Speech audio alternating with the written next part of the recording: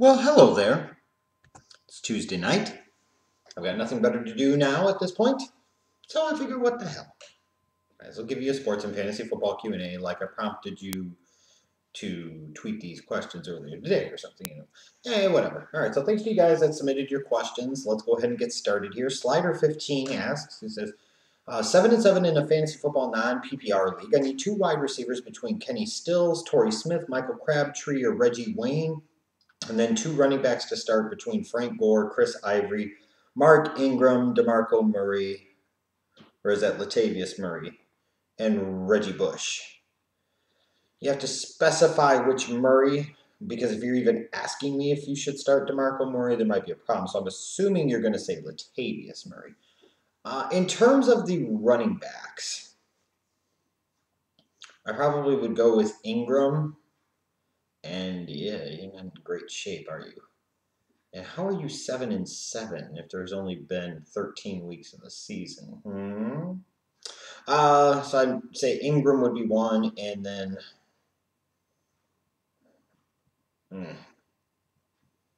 got to gamble on Gore, I guess. In terms of wide receivers, probably Stills and Torrey Smith. Mr. Mon03, choose one. Denard Robinson, Daniel Herron, or Jay Bell. At this point,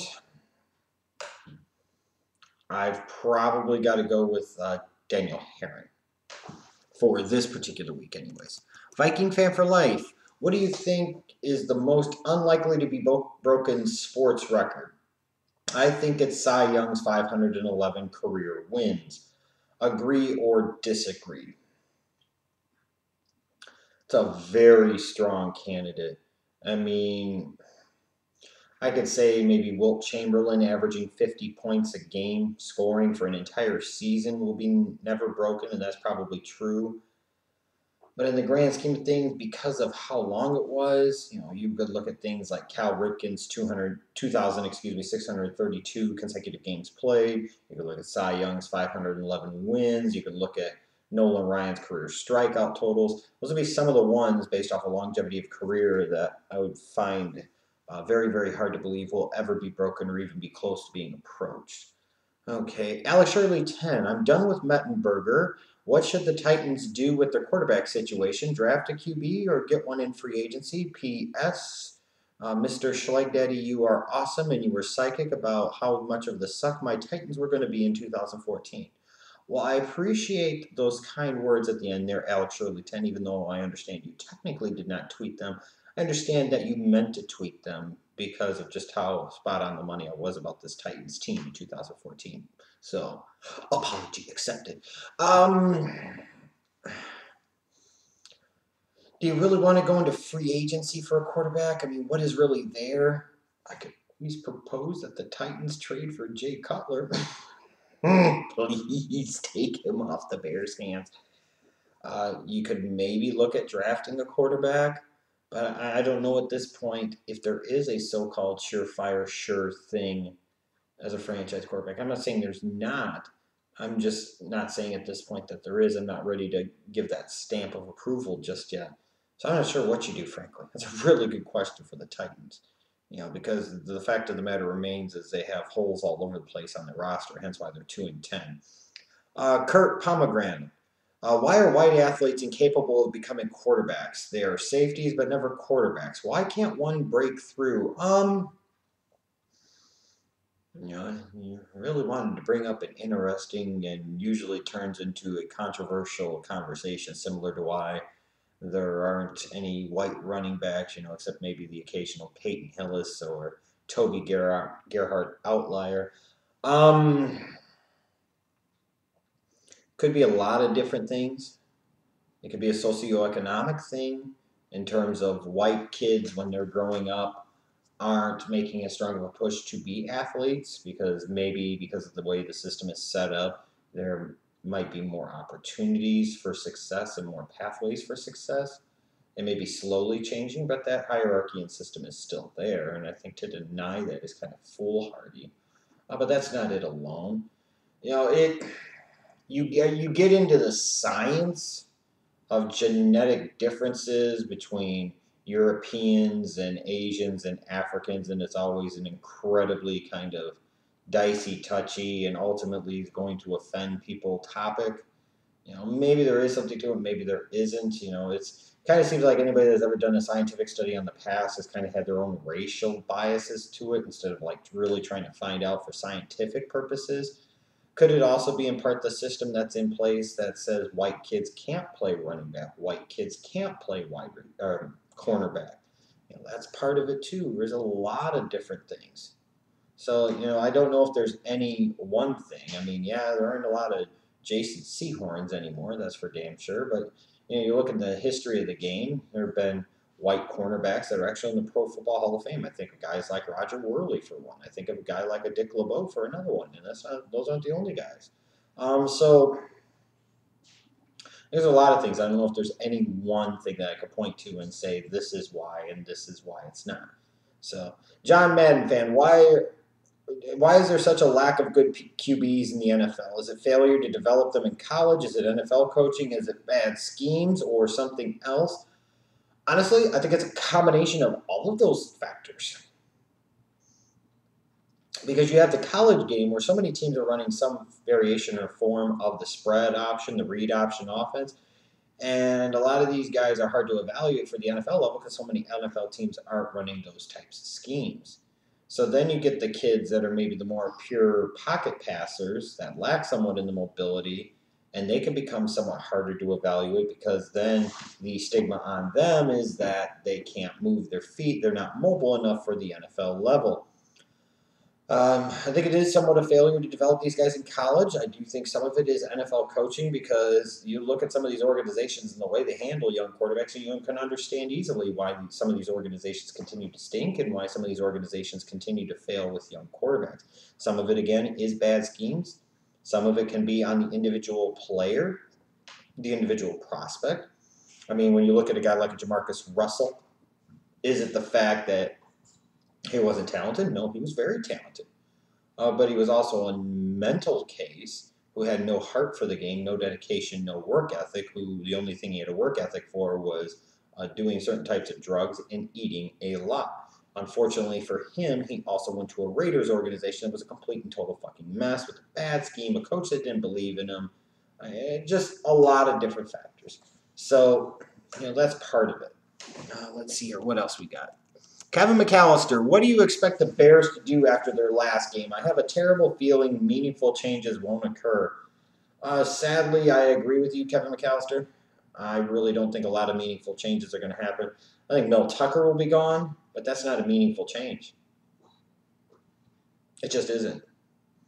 I mean, you'll see some roster upheaval, but not nearly the amount of roster upheaval that needs to occur. Again, I emphasize, the Chicago Bears organization needs to undergo a complete and total top to bottom, bottom to top rebuild. Chicago Cubs style, period. For anybody to argue otherwise, as I've been arguing for it for the past 2 years, is denying the evidence that's staring you right in the face. And you fire Lovie Smith after a 10-6 season to go 8-8 last year, and then you're going to be lucky to go 8-8 this year. Like really lucky to go 8-8 this year. That's not good. You have to go 3-1 in your last 4 games to finish 8-8. That's no guarantee. And even if you do, what have you accomplished? You've stagnated and regressed. Mike 18 Coronado, but again, Keith McAllister, I just don't see a lot of big time changes coming, and that's sad. It needs to. Mike 18 Coronado, can Arizona make the college football playoff if they beat Oregon again Friday? Fuck no. I'm gonna promise you this. At this point in time, there's going to be an SEC team.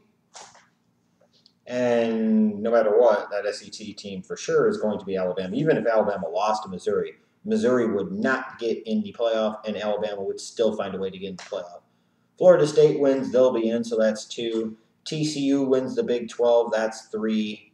And then, if Oregon didn't win it,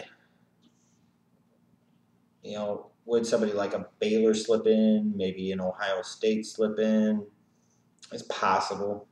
I just don't see Arizona getting into that top 4. I really don't. Sorry to tell you. Let's see here.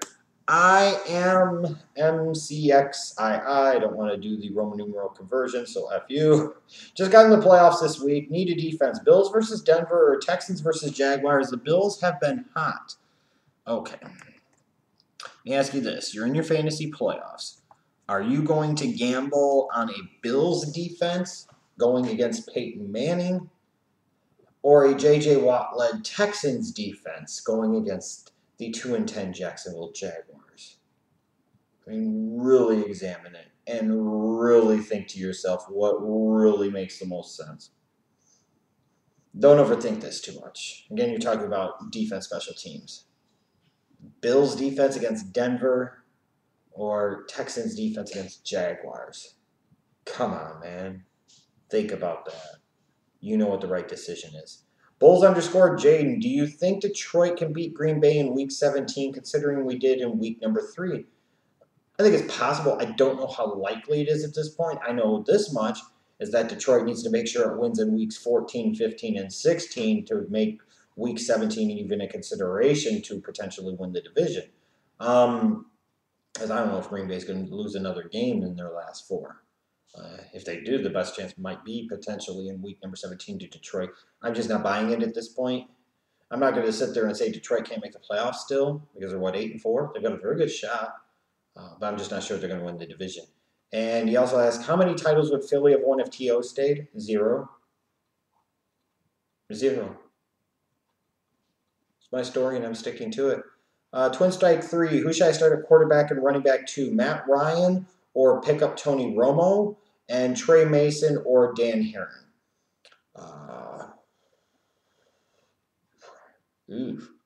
Running back 1 I think is easy, even though Mason's facing the superior defense. Mason's been hot lately, so I still think you got to roll with the hot hand.